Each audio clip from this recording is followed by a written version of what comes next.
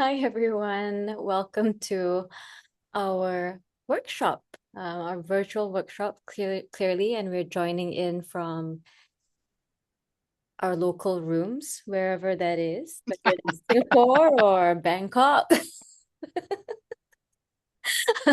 So I've just been enjoying the chat and the little side conversation.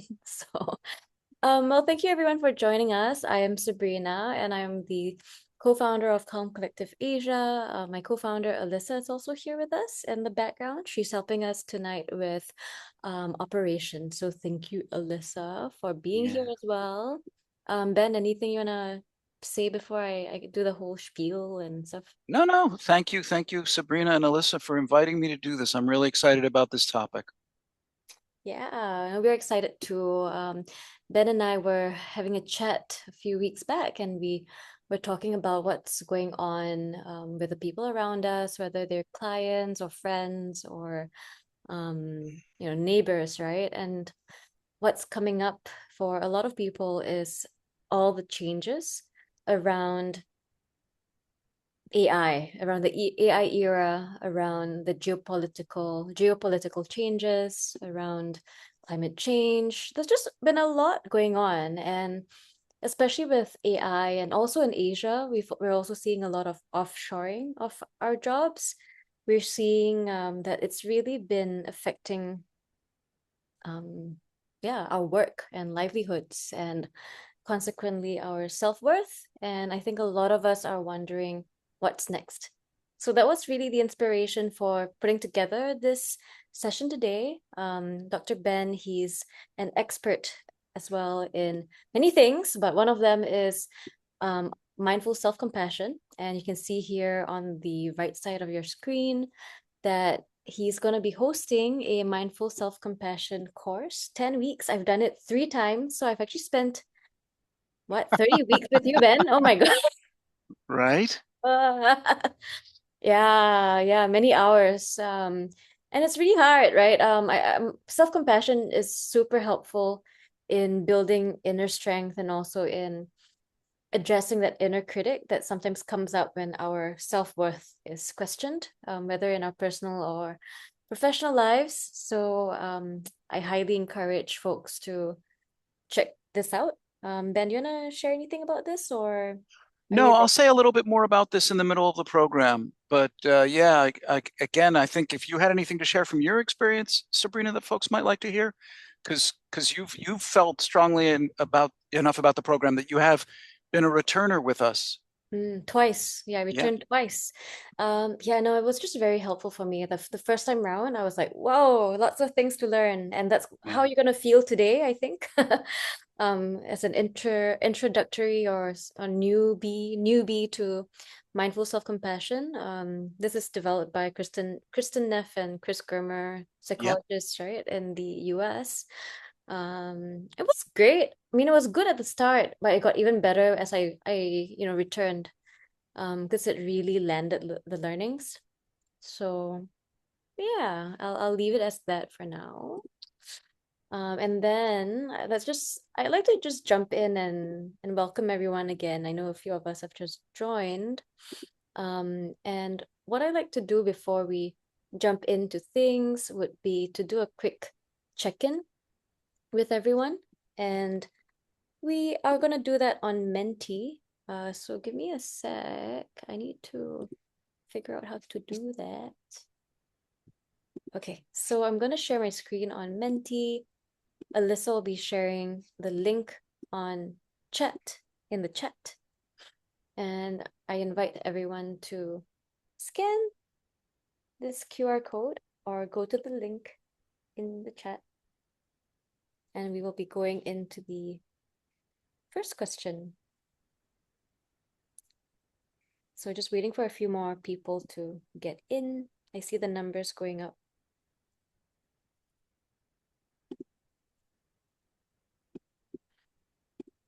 Yeah, thank you for joining us. Of course, if you're comfortable to be on screen, we'd love to see you too.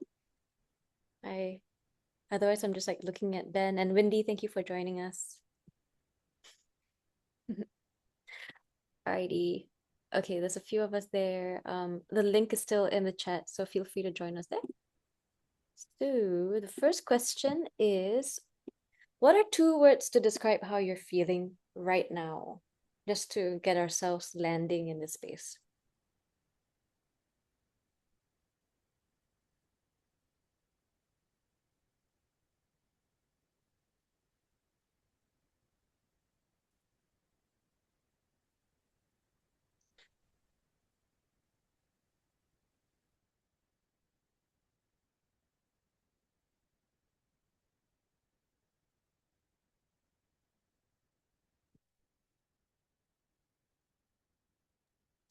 I see, curious. Ben, what are you noticing?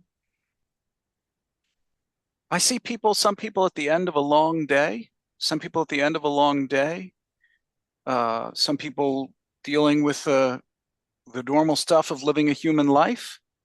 And but still some openness and curiosity. Yeah. Yeah, and of course there's like tired, lost, uncertain. So there's excited as well and energized in the room. So yeah, I think the invitation here is to just come as you are. I think all of us are experiencing very different things, but also one of the things I learned from Dr. Ben is really how important common humanity is. Like a lot of the feelings that I'm feeling right now, someone else has felt, and vice versa. So I think it's very important to recognize that. Okay, so um, we're gonna go for a second question, and this is really for us to help collectively shape our session together and to set the stage for the rest of what we might learn together as a group. So we're curious to know, what is your intention for joining our workshop today? What brought you to think about work, worth, and what's next? So what is your intention for joining our workshop today? So of course, if you share anything in Menti, it's gonna be anonymous. We will not know who has said what, and I'll leave this, I guess, quiet for now.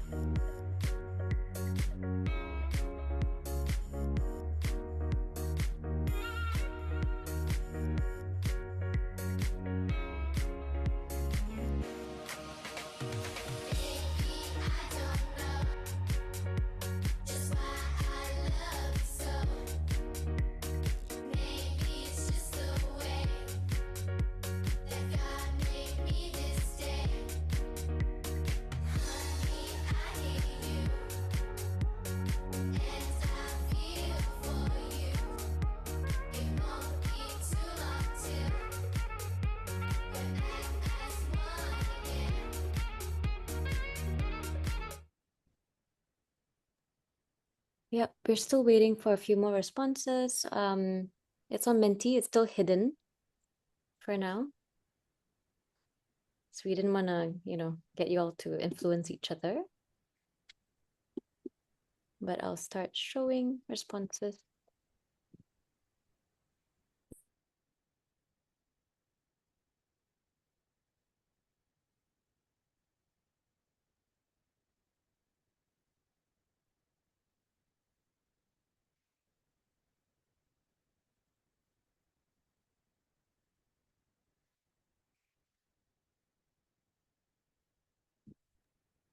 Hmm.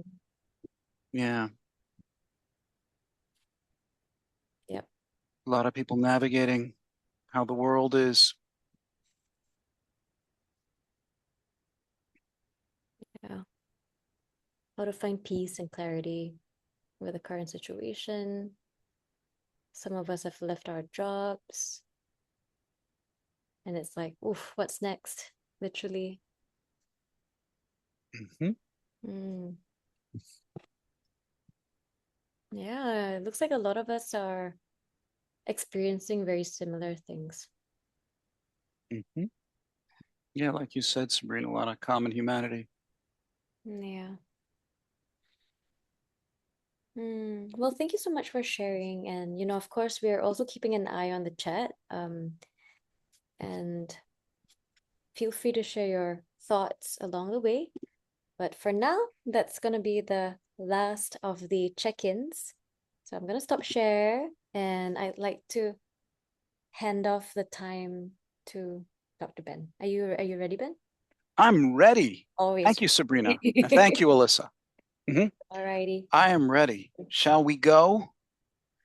All right. So, So hi, everybody. My name's Ben. I'm a clinical psychologist. Um, I've been living and working in Asia for the past quarter century, and based in Thailand, uh, although do good amount of work in Singapore. And of course, it's a pleasure to be an advisor for just a pleasure to be an advisor for Calm Collective and to support what they're doing in the world, right? Because sharing resources of mindfulness and self-compassion, sharing psychological know-how uh, is something that makes a difference in the community through people one at a time. So I'm really pleased to be able to be here and be doing this tonight. And what I'm going to do now is I'm going to assume, although I know this may not be true of everybody, but I'm going to assume no prior knowledge of self-compassion and of and resilience. And so I'm going to dive into these topics, and I'm going to give a bit of background for about 20 to 25 minutes to help you really get a sense of it. During that 25 minutes, I'm also going to share some micro practices that are so simple. If you like, you can start practicing them immediately. And then in about the 30 minutes after that, I'd like to do 3 more powerful practices in depth, maybe with a little bit of feedback from the group through the chat function. And then we'll have about 10 minutes for Q&A. We respect your right to be here and to be anonymous or to be confidential. So we won't be doing any breakout groups or anything like that tonight. If you have questions before I'm done, I won't be focusing on the chat to keep my flow while I'm teaching, but you can send your questions to Sabrina or Alyssa. So let's give it a shot. Let's begin. So I'm going to share my screen. I'm going to share PowerPoint. I'm going to click share. And there we go. So we're talking about work, worth, and what's next. But what I'm really going to emphasize tonight is how self-compassion increases resilience in the age of AI. We're living in an age when uncertainty and overwhelm are multiplying, but we have resources we can use to increase our resilience. Let's just have some agreements for the webinar that in how we ask questions and how we respond to others' questions, we share respect, we show confidentiality for anything anyone does share here, and most importantly, that we use this as a space, this next hour and 15 minutes, as an opportunity to practice being kind to ourselves and kind to other people. So I want to start, this webinar is going to be divided into 3 parts, and I want to start just by helping us to understand ourselves as humans, and how disruption impacts your psyche. And this is going to become really important when we come to self-compassion. So, everyone here knows that the human body has a fight, flight, or freeze response. I'm going to assume that everyone is already familiar with that. And when the fight, flight, or freeze response is triggered, our emotional brain takes over. And our thinking tends to be driven by emotion. This is usually accompanied by intense impulses, but different people may have different responses. People may have impulsive action or overreactions. They may also have overthinking, and some people may end up in paralysis or rumination, which is a kind of freeze response, just overthinking, thinking about things over and over and over again. For some people, this can take on a form of overwhelm and helplessness because sometimes when there's change, we feel threatened, we feel out of control, we feel stuck. We may also have the attitude, there's nothing I can do.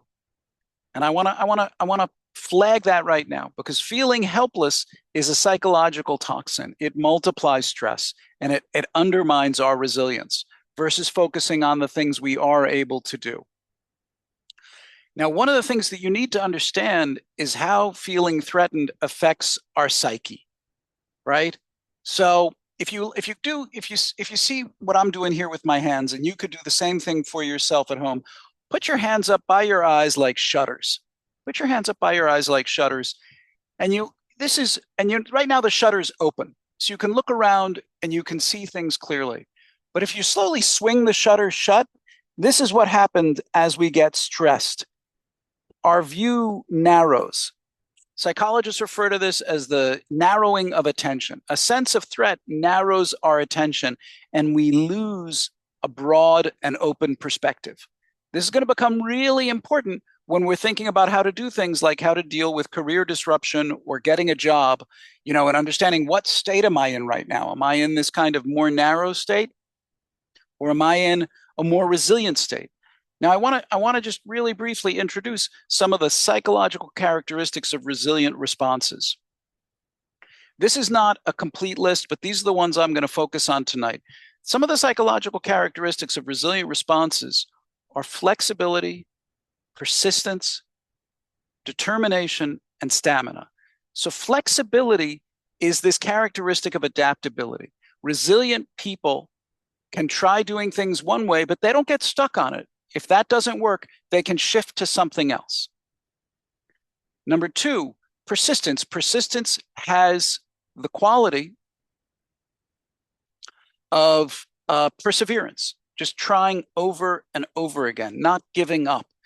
The classic, if you fall down, you get up and keep going. Determination is having a very strong intention, having an intention to do something, and that intention is a strong intention. And lastly, something very important is stamina. And there's different kinds of stamina. There's physical stamina, so how much stamina our body has, but there's also psychological stamina, which is how resilient our mental attitude is.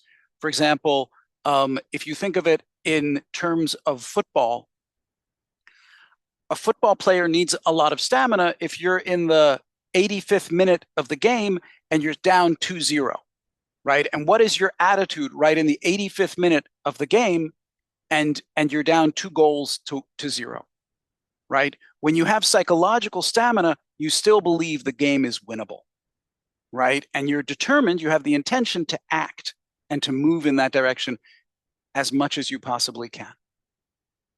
So these are 4 psychological characteristics. Now, this is really difficult for us because when we feel threatened, being threatened psychologically collapses our openness and curiosity, which affects our flexibility. So we tend to process uncertainty or lack of control as a threat. We do this as a group. And when we feel threatened or experience pain or discomfort, our psychological state kind of collapses. That's the narrowing I was talking about. Our view narrows. Instead of being more open and broad, our view narrows, and we tend to focus more on negative outcomes. So we can all be affected like this. And I'm not going into details, but the brain is wired this way. We have a tendency to move in this direction just by virtue of being human. Some of you may have heard of negativity bias, but again, I don't want to go too much into the weeds tonight.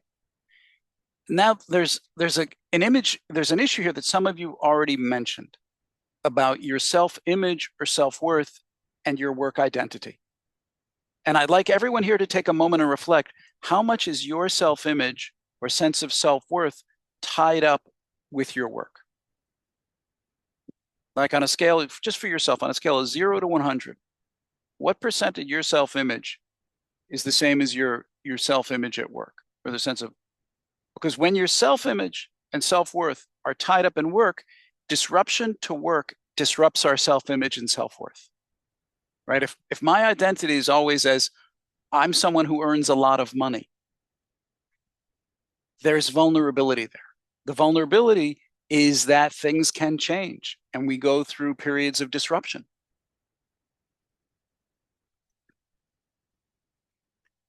So this is really important.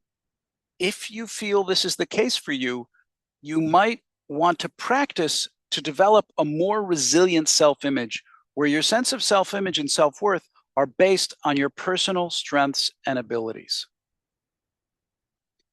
If you can do this, this will build a more durable, sustainable self-image that persists even when life is changing. So here is a micro practice that you can do, and we can do this right now for a minute. We're gonna take 60 seconds and do this practice. And I hope everyone has a pen and paper. I want you in the next 60 seconds to list your strengths and abilities on a piece of paper. Let's do that for 60 seconds. Ready, go.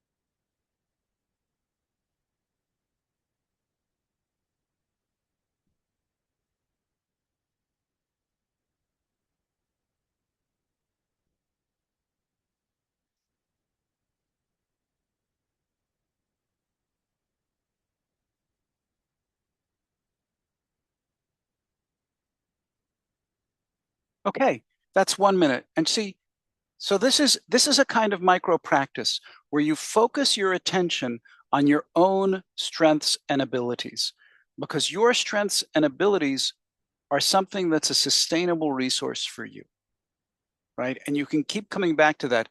And this can be an exercise that you do for 1 minute every evening when you're feeling overwhelmed. Sit down and focus on your strengths and abilities, because these are going to be true about you on your best day. And these same things are true about you on your worst day. So you build a self-image that's based on your capacity, not on how life is going today or this week. So that builds up, again, a more resilient self-image. Things don't always go our way because, and that's not necessarily my fault, right? It's because rapid change is happening in society. So now I'd like to introduce self-compassion. And again, I'm going to assume no prior knowledge or understanding of self-compassion. I'm going to introduce the core concepts of self-compassion along with about 3 different micro skills that you can practice anytime. And then in the next session, we're going to move into practicing some kind of more in-depth skills, some more in-depth practices. So first of all, simple definition. What is self-compassion? Self-compassion is treating ourselves with the same kindness and understanding as we would treat a dear friend when things go wrong, period, full stop. This is not rocket science, although there's a lot of data, and I have 1 slide about data really quick toward the end of this section, right? Just think about this. Treating ourselves with the same kindness and understanding as we would treat a dear friend when things go wrong. And you might like to ask yourself, how would your life be different if when you have a bad day or a bad week, you responded to yourself the same way that you respond to a dear friend? Just think about that. So now I'm going to give a bit more of a technical definition, because self-compassion has 3 components. I want you to think of these like 3 ingredients in a recipe, and I'm going to go into each one and give you a quick micro practice for each one. So they are mindfulness, common humanity that Sabrina already mentioned, and self-kindness. And again, I want you to think about these as ingredients in a recipe. I'm going to teach you some standard way to use these ingredients, but you can use these ingredients however you like to make self-compassion in the way that feels right for you. Now, what kind of mindfulness are we talking about? What kind of mindfulness we're talking about is useful mindfulness, present moment awareness, that we know what's happening right here, right now. We develop the ability to come back to the present moment anywhere, anytime, and we can pause and ask ourselves, what is happening right now? What am I feeling? What state am I in? Is my attention, am I stressed and my psychological field has collapsed so that I'm only focusing on the negatives? Am I feeling overwhelmed right now? So what's happening in this present moment? And this is really very simple. You don't have to wear a special outfit and take a trip to Thailand or go to the nearest mountaintop in order to practice mindfulness. It's something that you could do anywhere, anytime, for example, by using your five senses. So let's just do a really quick, basic practice. I want you to look around in your space. Just look around in your space and name five objects. And see if you can do this non-judgmentally. Don't go, oh, this lamp is dirty. Just go, this is a lamp. This is a desk calendar. This is a calculator. These are worry beads. Just notice five objects. When you're noticing this object, your mind is in the present moment. Now let your eyes close gently and direct your awareness to your sense of hearing. So just notice any sounds that are available for you. That will include the sound of my voice, but there may also be other sounds within your room, the sound of a fan or an AC.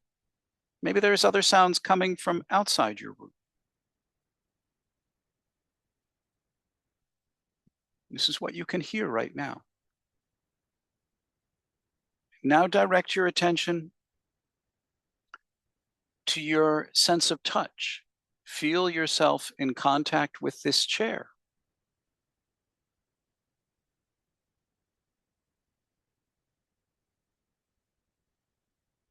Feel any other sensations you can notice along your skin right now, the touch of your clothes, the movement of the air in your room.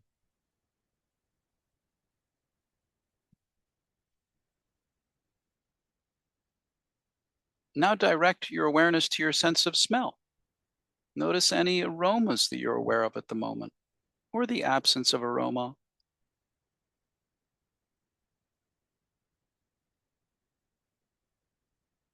And then direct your attention to your sense of taste. So just notice any flavors available in your mouth right now. Okay, and then stop, open your eyes again, right? We just use the five senses, but actually, in order to come back to the present moment, you don't have to use all five. You can decide maybe one of them, you notice that one of them really helped your mind come back to the present moment.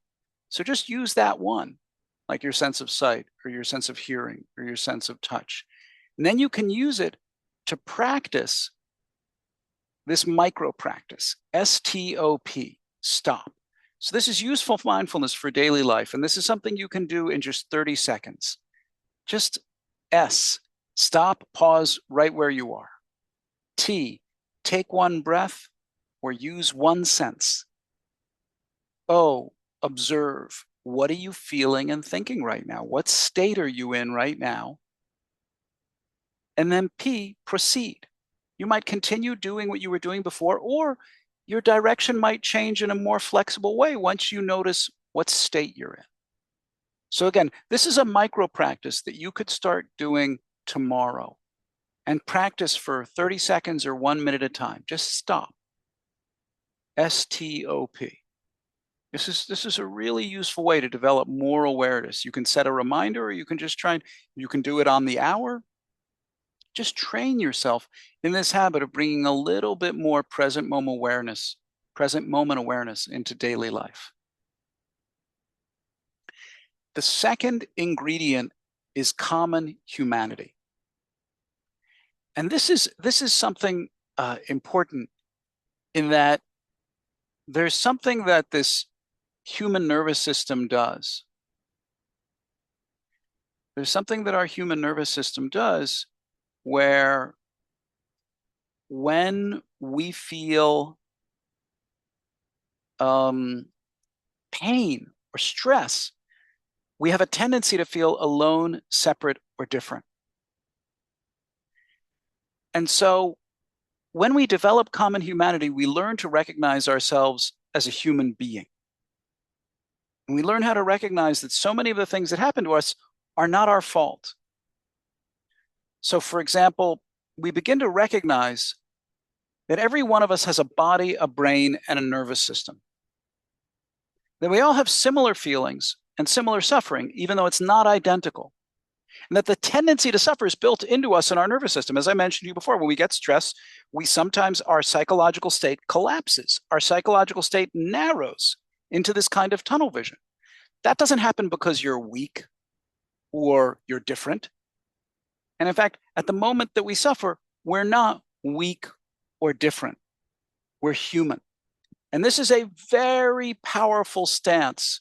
This is a very powerful stance to start to bring into our lives. That when we're having difficulty because we're human. Another way of thinking about this is you are not your fault. And one of the interesting things about this is that because you're human, you also have the resource of self-compassion built into you. It's built into your brain and nervous system. So let's do an experiment. Let's do an experiment right now with something we call soothing touch. So I invite you to take a breath. Notice the state of your body and mind right now. Notice the state of your body and mind just at this moment. Take just 1 or 2 breaths. This is mindfulness. And now, I want to invite you to put 2 hands over your heart.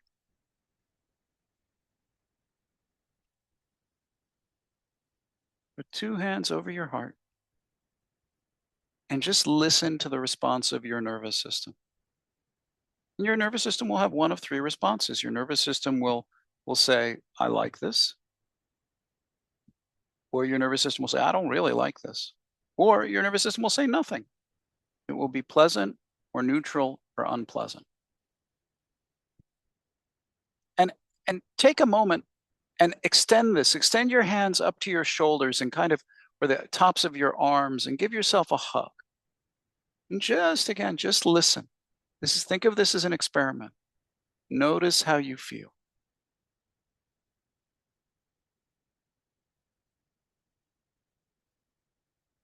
Hands over the heart.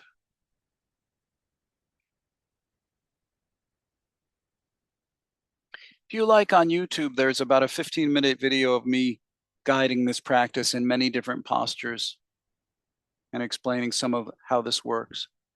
But again, just what did you experience right now? Let me ask us to, I want to ask people to share one word in the chat.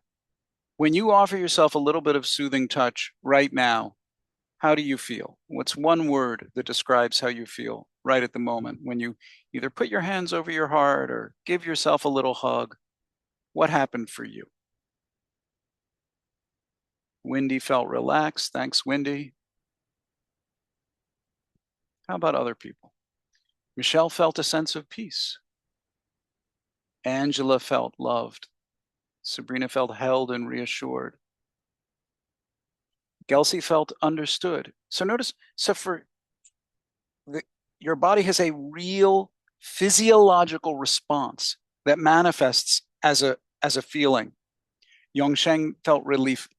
So I really want you to notice, again, it may not have connected for everyone, and this was extreme. This was a very brief practice.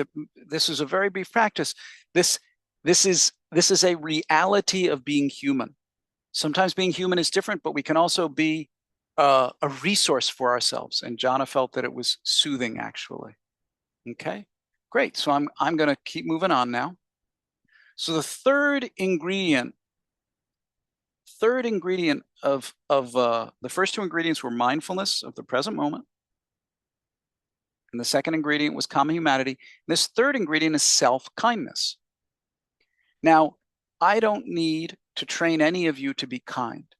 You already try to be there for people you care about. You know and have some, you know how to be kind. Self-kindness just means responding to yourself in the same way you respond to and support a good friend. And we're going to talk about this because there's a really powerful question that is the self-kindness question, asking, what do I need right now? The same way that you might ask a really good friend, what do you need right now? We're going to go into this because this is a very deep and very powerful question. What do you need at the moment you face difficulty? And that may be different from day to day, and it's certainly different from person to person. But here's another micro skill. This is the micro skill that I think is like tool number one. And it's when you feel stressed, upset, or any painful feeling, pause for a moment. You can combine this with the stop practice and ask yourself, how would I support a dear friend right now? What would I say to a dear friend? We're gonna do a longer version of this in a few minutes. So what would you say to your friend, and how would you speak to them? What tone would you use, and what would you do for your good friend? So this can become an enormous shift of perspective. If you start to do this with yourself, just as a micro practice, taking 1 minute, taking 90 seconds in your day to pause and go, how would I support a dear friend right now? How would I treat my dear friend? So we can learn little by little to start to respond to ourselves with kindness when we encounter the difficulties of being human. Please think about these 3 ingredients as muscles. These are not, as a psychologist, my feeling is that these are not theories or concepts. Your mindfulness, your sense of common humanity, your ability to recognize yourself as a human being, and your self-kindness are resources that you have. Just like the body has muscles. And the nature of a muscle is when you stimulate the muscle will grow. It's very simple. Now, you may not have developed these resources before. Maybe you have. But with practice and use, these resources can be developed and strengthened and can become a source of resilience. So these are, and you could start with these micro practices that I've given you. You can practice soothing touch. You can practice the stop practice. You can practice asking yourself, how would I treat a friend? So you can just start, even if you leave the webinar right now, you already have some micro practices that you can start with tomorrow. Now, I'm not going to go into this, but there's now something like 3,000 published peer-reviewed studies on the impact of self-compassion. And research shows that people who practice self-compassion develop their resilience in a variety of domains. I'm not going to read this slide to you, right? You can see it, but it has an effect on positive emotions, life satisfaction, sense of self-worth, emotion regulation, and very importantly, resilience, motivation, and determination. And these are really important. Now, one more thing before we go on that I want to introduce to you about self-compassion is that there's a balance of self-compassion. There's tender and fierce self-compassion. And I want to talk about these like yin and yang. I want you to think about self-compassion has a dynamic balance. So tender yin self-compassion is the ability to be aware when we suffer and respond to our own difficulty the way we would respond to and support a good friend. We are able to nurture and comfort and soothe ourselves. Like the same way that even just now when you practice soothing touch for 20 seconds, you felt something in your body. Fierce yang self-compassion is our ability to take action to meet our needs, to protect and stand up for ourselves, and to engage with what matters to us. So self-compassion isn't just about sitting still and soothing ourselves only, but it can also be about motivating ourselves in a kind and constructive way, not motivating ourselves through self-criticism. So in the third part of this webinar, I want to introduce and practice 3 core self-compassion practices the self-compassion break, being your own ally rather than your own worst critic, and a practice we call kind coach. All of these practices help to foster flexibility, persistence, and determination when in facing an increasingly uncertain, rapidly changing world, where one of the things we need to be able to do is to rely on ourselves and refresh ourselves. So if you like, you can also start to use what do I need as a micro practice. Just stop and take one breath and ask yourself, when I'm feeling this way at this moment in this place, what do I need? And the answer is going to be different at 10 a.m. Monday morning than it is at 11 p.m. Thursday night, because it depends on the context you're at in the moment. This is actually, as Sabrina was hinting at before, this is a very deep practice that it takes. I can introduce this to you, but it takes a while to learn and practice. I've been practicing this for 10 years. I first took the self-compassion course 10 years ago in June 2016, and I'm still discovering new things about what do I need and new answers. But it's no longer a mystery to me. So, because when you ask yourself, what do I need? You might discover at some moments you need more yin, tender self-compassion. What do I need to soothe and support myself like a friend? Do I need kind words, soothing touch, space, freedom, calm, inner peace? Some of you have mentioned already. Or you might, depending on where you are or what you're trying to do that day, you might notice you need more yang self-compassion. What do I need to help myself engage and take action? Do I need resolve, courage, persistence? What do I need today to help me engage with my life? And self-compassion can help us do both of those things. And in a moment, we're going to take some time to practice it. But what I'm offloading on you tonight in just basically 70 minutes is part of a full 30-hour curriculum. And our next course is starting next month. The course has 10 live weekly sessions. Over the course of these 10 sessions, we learn about 24 different skill practices. It's taught by 2 expert teachers. We have my wonderful co-teacher, Siri Chandler, who's an expert on mindfulness. When you add this up, it's life-changing. And you can empower yourself with the best resilience skills neuroscience and positive psychology offer. You can scan the QR now, or just go to benweinstein.com/full course. You can still get for not almost another week until next Thursday, I think, until the 26th, you can get a very big early bird discount if you register on or before the 26th. Okay, so now let's practice the self-compassion break. And I'm going to explain it to you, then I'm going to practice it. This is a different QR. Don't scan this QR yet. I'll explain what that QR is in a moment. So let's just practice. So the self-compassion break has 3 steps, and they correspond to the 3 ingredients. When we have difficulty, to contact the present moment, to see that I'm human, and to ask, what do I need right now? Or support myself as I would support a good friend. So let's practice this. Take a moment, take a breath, stretch a little bit. I'm going to guide you in practicing this, and we'll take about 6 to 7 minutes to practice this. This is not a micro practice. This is a little bit more of a detailed practice. So take a few breaths, and please give yourself permission to be where you are now. If now is not the right time for you to practice something, see if you can give yourself permission for that, because we're gonna give you a whole bunch of other resources, and you can, if you Google self-compassion break or go on YouTube there's so many resources available. It doesn't have to be right now if right now is not okay for you.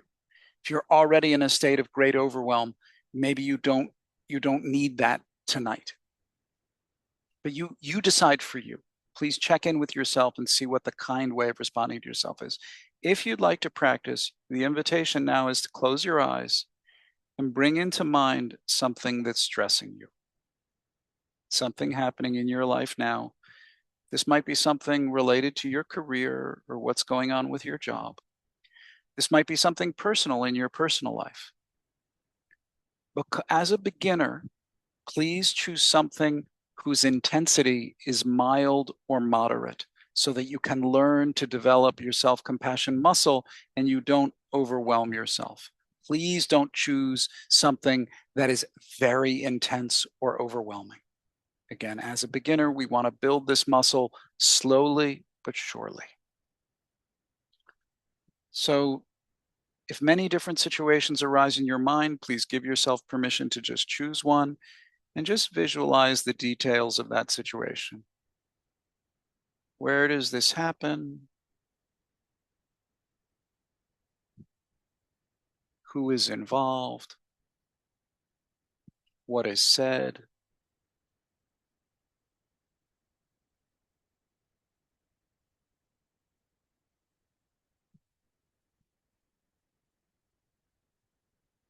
Visualize it enough so you feel some of the energy of it in your body just at this moment.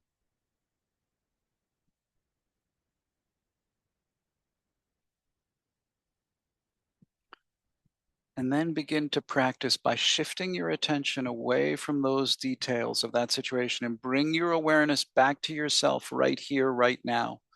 Begin practicing the self-compassion bake by contacting the present moment, coming back, taking a breath, and asking, how am I feeling right now? Or you might just like to say, ouch. Or say to yourself, you can say to yourself, this is a moment of pain for me. Ouch, I'm in pain right now. You can use your own words, you can use my words, but just acknowledge non-judgmentally that this is difficult, this hurts, this is stressful. This is mindfulness. Come back and contact your direct experience right here, right now. If you like, if you have a sense of what you're feeling, you may name it. You may say to yourself, oh, I'm feeling stressed. I'm feeling overwhelmed. I'm feeling tired and worn out. I'm feeling a bit hopeless. Come back and name what you're feeling. If you can, you don't have to. Or I'm upset. Something general. This is mindfulness. And now moving on to the second part of recognizing yourself as human. Using these words or your own, saying to yourself, I feel this way because I'm human. There are lots of other people dealing with the same or similar situation as me, and they are feeling the same way. I'm not alone in this. Feeling this way is part of being human. I'm not weak. I'm not broken or defective. I'm human. And I am not alone in this. So again, using mine or other words, just taking a moment to acknowledge yourself as human. Contacting and naming what you're feeling.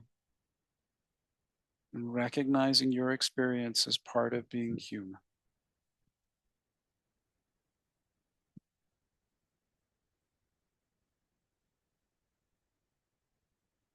And now, I invite you to put a hand over your heart as we start to practice this third step of self-kindness and coming back and asking yourself, when I feel this way at 8:30 on a Tuesday or Wednesday, 8:30 p.m. on a Wednesday, what do I need right now? What do I need to soothe and support and encourage myself? Just allowing yourself to open this question. Even if you're not sure, allowing yourself to be not sure. But if something does come up in your mind, maybe giving yourself a little bit of that. Imagining that you're breathing in a little bit of peace, or let your hand over your heart comfort you.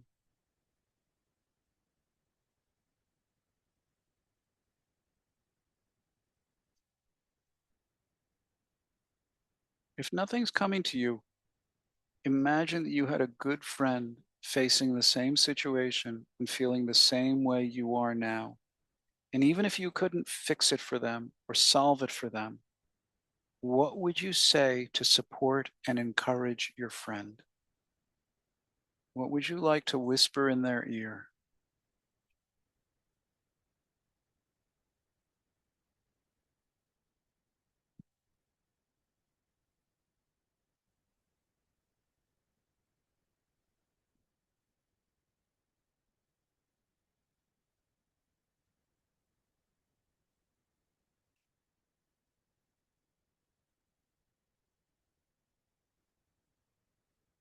See if you can give yourself a little bit of what you need. If what you need is space, imagine breathing in a little bit of space. If what you need is courage, imagine breathing in a little bit of courage.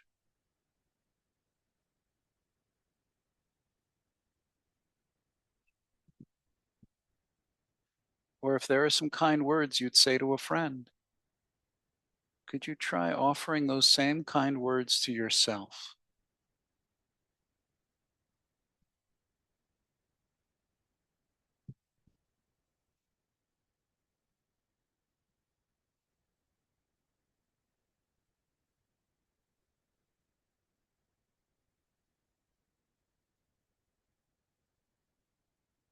So letting those three ingredients just sink in for a moment, coming back and contacting your feeling and naming your feeling. That's mindfulness. Recognizing and allowing yourself to be human. And then bringing some self-kindness, the self-kindness of asking, what do I need right now?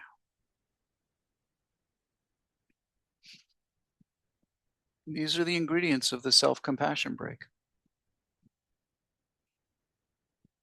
So again, please notice however that landed for you. Feel free to make some notes. This is a practice we call the self-compassion break. And if you Google self-compassion break, you'll find different teachers guiding it. The QR code on this slide is a YouTube playlist of different versions of this practice by different teachers. Myself, Christopher Germer, Kristen Neff, some other teachers guiding this practice. Some are very brief, some are very long. The more you practice, the more the muscle will grow. Please have confidence in that. That's the nature of the muscle.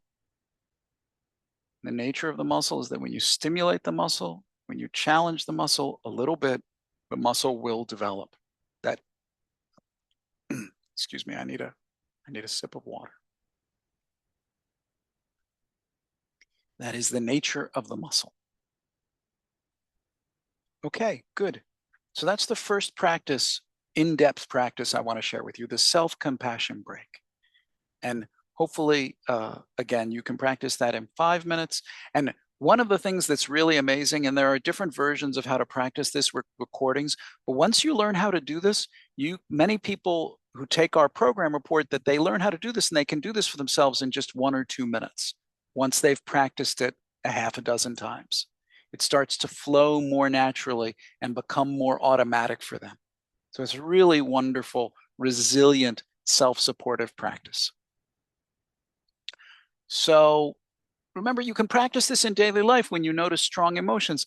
This practice by itself, it doesn't solve problems. It soothes our emotions and help us to bring out our strengths and our capacity. It restores flexibility and creativity and openness. And that's part of what we need to be resilient when we start to get into dark, narrow places. All right. So I want to move on to the second practice I want to share with you tonight, a practice we call Be Your Own Ally, because we need to be able to recognize and reduce self-criticism, self-blame, and guilt. We have a tendency to attack ourselves, and we don't attack other people the same way. The research is really clear. The majority of people are much, much harsher with themselves than they ever are with other people. So this is something we can work on. And this is, again, we're going to use this same perspective shift. So let's practice this, okay? So you notice when self-criticism, self-blame, or guilt arise in your mind, stop, breathe, and step back, and shift to thinking of a friend. So I want you to think of something, and you can do this. it may help if you do this as a written exercise, but I want you to think of something, bring into your mind right now something that you have been criticizing yourself about. Bring into your mind something that you have been criticizing yourself about.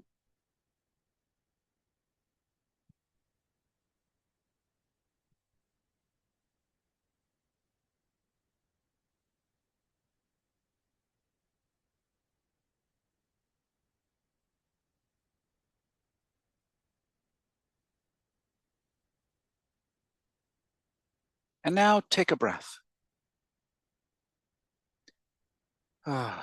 Recognize that self-criticism is human. Perhaps appreciate the way that you've suffered from self-criticism. And now I want you to imagine you had a friend dealing with the same, someone you really value, and they were dealing with the same thing as you. How would you talk to your friend to encourage them? What would you say to them? You might like to write this down, but I want you to, and this can be real challenging, especially for very self-critical people. And I want you to imagine that your friend is someone you trust. You know that they're not perfect because no one is perfect, and life is very much not perfect. But you trust your friend, and your friend, what would you say to your friend to encourage them? Especially if your friend were dealing with a change at work or looking for a job. And you couldn't fix it for them, you couldn't make it better, but what would you say to encourage your friend? And I want you to notice how you would talk to them as well. The tone.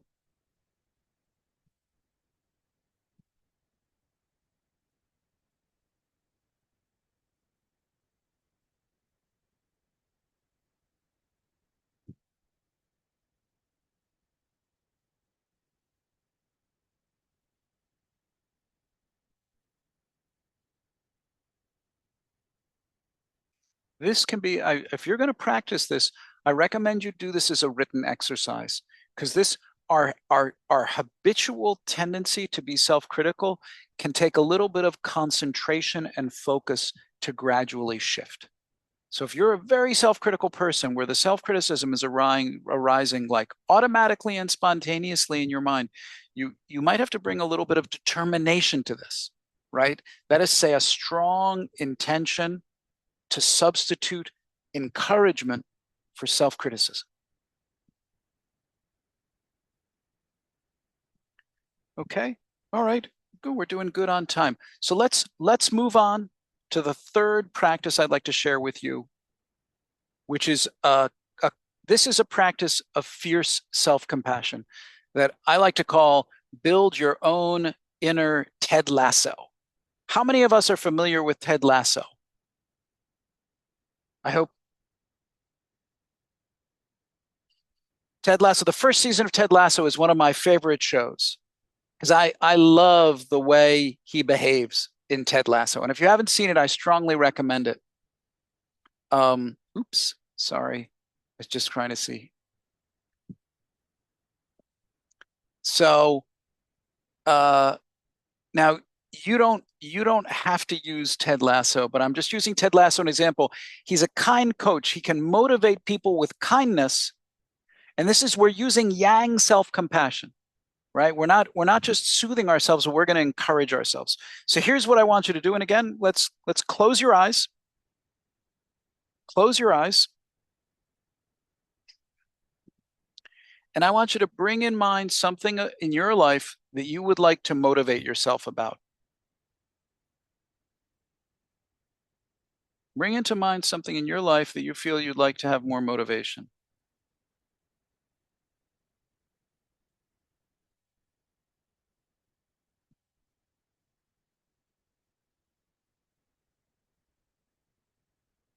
And I want you to notice whatever you may order when you arrange this in your mind, when you allow this to arise in your mind, your habitual self-criticism may also arise. So first of all, please flag that. Please flag that habitual self-criticism and say to yourself, self-criticism is coming up automatically, right? That's another thing you should appreciate about your self-criticism. You're not in control of it. It's a mind habit that arises automatically outside of your control. So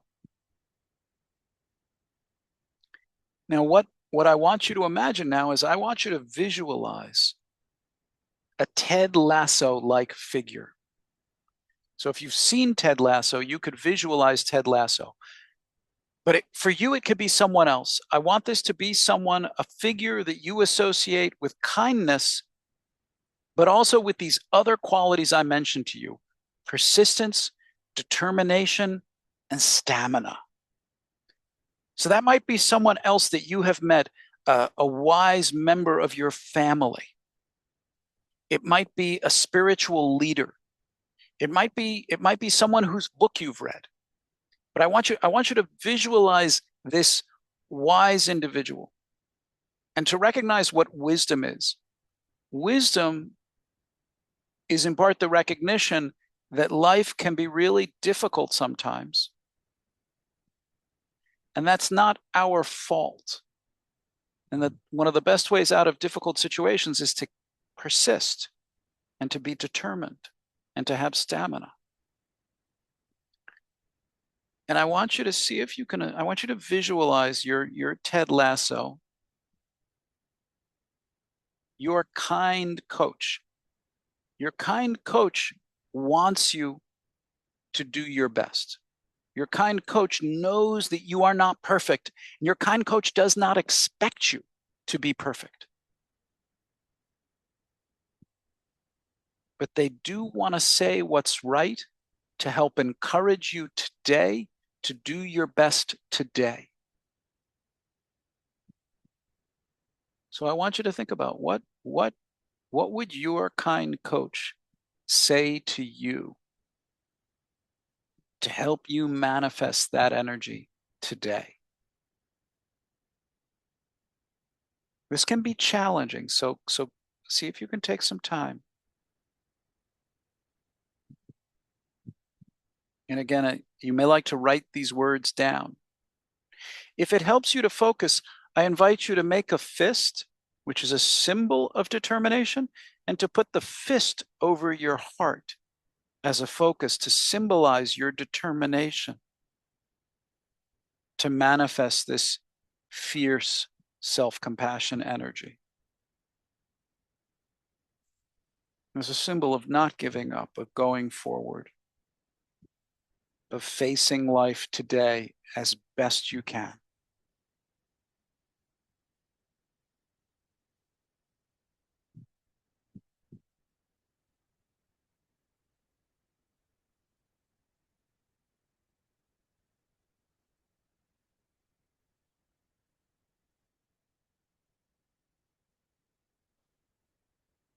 What comes up in that space for you?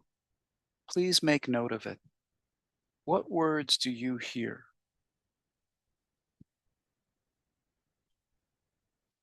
This is an example of using the fierce side of self-compassion to motivate ourselves out of kindness and wisdom, as opposed to self-criticism.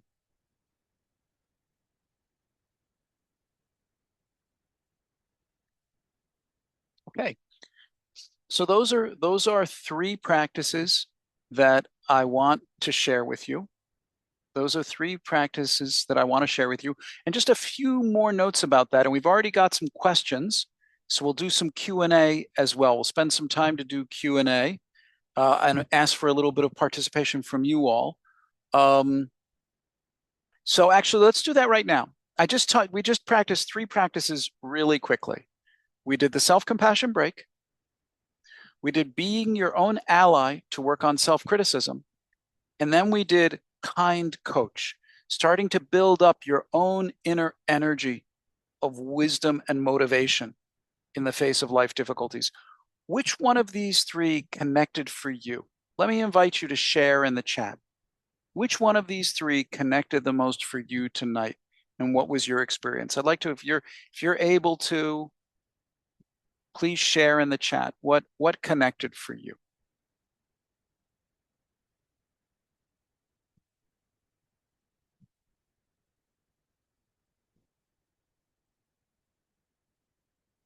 Okay, Jana feels that being your own ally for the self-criticalness connected for her. Great.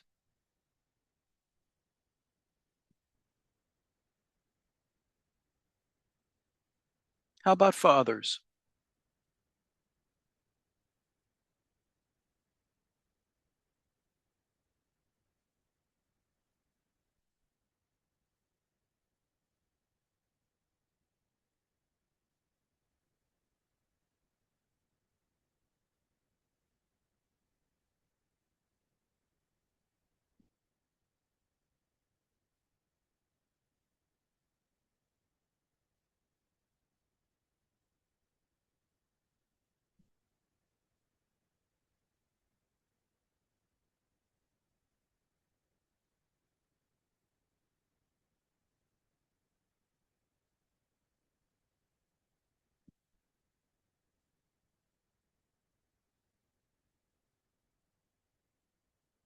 Okay, thanks, Jana, for sharing. Really appreciate your participation.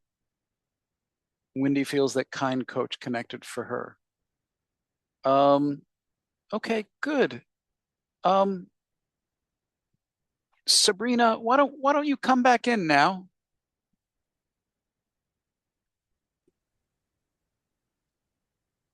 And we can Yeah. have a discussion. Yep. Hi, Ben. Welcome. Yeah, welcome, welcoming myself back. Hmm. Thank you so much for going through all the different practices and also Hmm. sharing, um, yeah, just more perspective around how mindful self-compassion can really help with our inner critic that's like activated during this time. So we did get a few questions, but before we jump into questions, I did want to invite folks to share about one thing that they're leaving with. I know you did ask, um, but this But could not in be that way. not in that way. Yes, Hmm. that's true. So I'm gonna just invite everyone to hop on over to Menti. And you can see a QR code there. So if you have your phone or if you're joining us on your phone, you can click into a link on the chat to rejoin the Menti and just share one thing that you're leaving with from today's workshop. And as you're thinking about that, when you're done sharing that one thing, we're also going to have a little bit of time for questions. Hmm. So this is just a good time to pause and yeah, just reflect. What's one thing that you're leaving with? What's one thing that you can practice today or tomorrow to support your work journey during this time?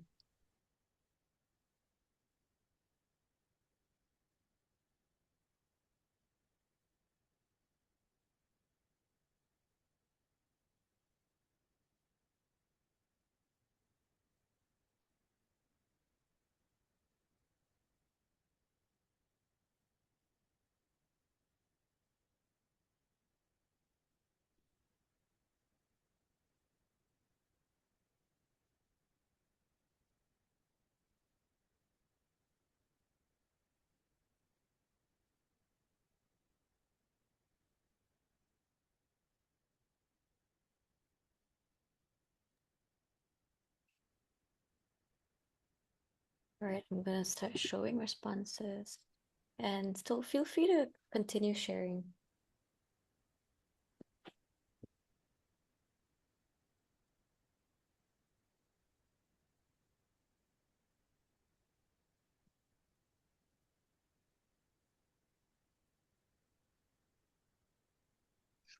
Well, that's great. Yeah, feel free to yeah, really glad that these things are connecting for people. They're either reminding you of things you already knew and you can reactivate that knowledge, or that they're bringing in something new to you.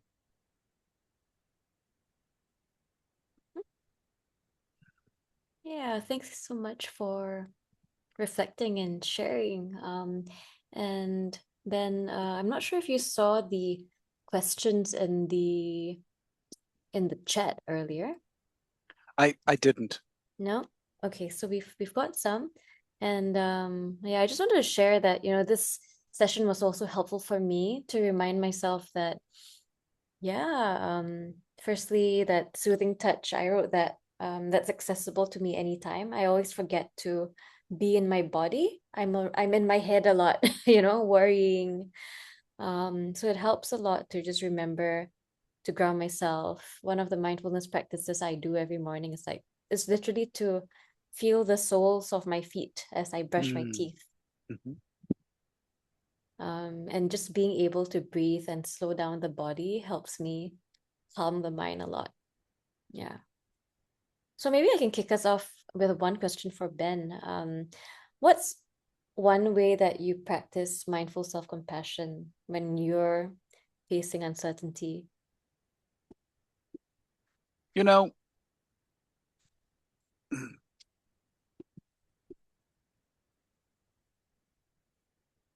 know, I think that I do much the same as other people. And before I became a psychologist, I was a small business owner. So I faced a lot of uncertainty. But that idea of persistence and determination and stamina were really, really important. That you are able to support yourself in a way that keeps you going from day to day, right? That you're able to support and replenish yourself by focusing. For me, it's very much, and I think it's similar for people in the workshop as well. I suspect there's a lot of common humanity here, where I think one of the ways that the mindfulness and self-compassion have helped me the most clearly is in the realization that whatever's whatever's happening in my life, 99.9% of it, if not 100%, not my fault. Life is unfolding the way life unfolds. I'm not perfect. My life isn't perfect, right? And uh, I'm a human being. And when I have a human response, I'm not alone in that response. I'm living my life as a human being. And that in itself, when you allow yourself, like someone wrote in their comments, just to have feelings, right? That's give yourself permission to have feelings versus criticizing yourself for having feelings. That's already a huge amount of self-compassion. So for me, it's about I like to focus on what I'm going to do today, right? How am I going to live my life today? Especially, and this is something we didn't really get into in because of time, but really recognizing that the way our minds hold on to yesterday or last week or last month, um, very unproductively, in a way that you could even say is our mind wasting time, versus understanding that today is a blank slate. If we have that mental attitude, that today is where things are possible and can happen. And so how am I going to take care of myself today? And my needs will be different every day. If I woke up in the morning feeling fresh and ready to go and have energy, the best I can do that day will be different than on a day when I woke up feeling hopeless or bereft. Especially if I allow myself, I don't fight myself for having those feelings, but saying, what's the best I can do on a day that I feel hopeless and bereft and down? Because that's the state I'm in today. What do I need today versus a day when I wake up feeling fresh or open or ready to go? And I'm going to have both of those kind of days. Do you know why? Because I'm not an AI, I'm not a robot, right? So I'm going to have those good days and I'm going to have those bad days as well because I'm human. Yeah, that's something that yeah, thank you for sharing that. I've also observed that it's really about what do I need today or what do I even need right now? Mm-hmm. Because, um, the mood changes, the context changes, the energy changes each Mm-hmm. day, every some like few hours as well. So Yeah. it's really about honing that muscle so that you can practice it in the moment. Mm-hmm. And that's why the mindfulness is important. Mm-hmm. I Okay, see so there's a yeah, question in the chat from yeah, yeah. Michelle. Would too much self-compassion make me too forgiving of myself and turn me into a monster? Let's find out, Michelle. Let's see. Try it and see, right? What happens? Do you have a better quality of life and you're still a human being, or do you become a monster, right? This is what we call one of the fears of self-compassion. And I won't go into this, but there's a set of fears that people have about self-compassion. It's really interesting. If you go to YouTube and you Google Kristin Neff misgivings about self-compassion, she has a YouTube talk on this topic because they've done research on this. And it turns out that when you do research on it, the data doesn't support the fears. So some people worry, am I making excuses? Will I be less motivated? No, it doesn't turn out that way. Usually people with more self-compassion, the data are very convincing that people with more self-compassion tend to be more motivated and perform well and consistently. But what's really interesting is this, not just about data. It's not just about data, because think about this. When you give compassion, when you are nice to someone else, do you ever worry that your kindness will harm that person? When you give kindness to your friend, do you ever worry that your kindness will make your friend into a monster? And the answer is no. There's this thing our minds do, and we don't have time to get into it. In the course, we go more in depth about these resistances to self-compassion. But when we start to give ourselves the kindness that we give to other people, even a little bit, our minds push back. There's a psychological resistance to giving ourselves compassion, which manifests as questions like, will I become too self-indulgent? Will I become selfish? Will I lose my edge? Will I become a monster? It's really interesting, Michelle. So there's actually a lot of common humanity in that question. And you can either check out that YouTube talk by Kristin Neff that I mentioned about the misgivings about self-compassion, or you can check out a guy named Paul Gilbert who has long, detailed YouTube talks because he studies this. He studies what he calls the fears of self-compassion. All right, so there's a couple other questions.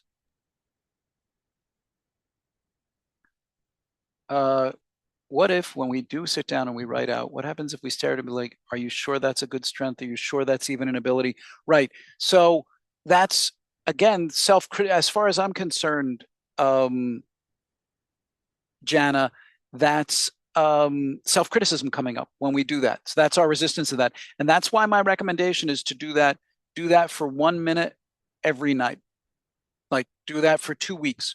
Write out your strengths and do it for 1 minute. These can be strengths that you've gotten feedback about, right? But when self-doubt and resistance to that is part of the process of developing the muscle. What if I don't? Yeah. So this is what if I don't have anything to say to them, but just give them a hug and sit with them? So yeah. So when you do this with yourself, you could just use the soothing touch. But since our self-criticism is so verbal, our self-criticism tends to be very verbal, right? Like words in our head.